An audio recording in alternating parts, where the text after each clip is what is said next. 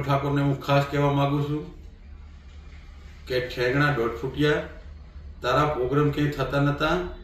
ઠાકોર સમાજે અને ઠાકોર સેનાએ સમર્થન આલીને તને પ્રોગ્રામને કે મહેસાણાથી આ બાજુ તું પ્રોગ્રામ લેવા તૈયાર નતો પહેલા, બરાબર? એટલે તારી મર્યાદામાં રહે. બધાને હુલિયે ચડાવી અને આખી આવડી મોટી સમાજ ભેગી થઈને 16 મુજાનું બંધારણ કર્યું, લીડા ઉડાડવા ફરી રહ્યો છે.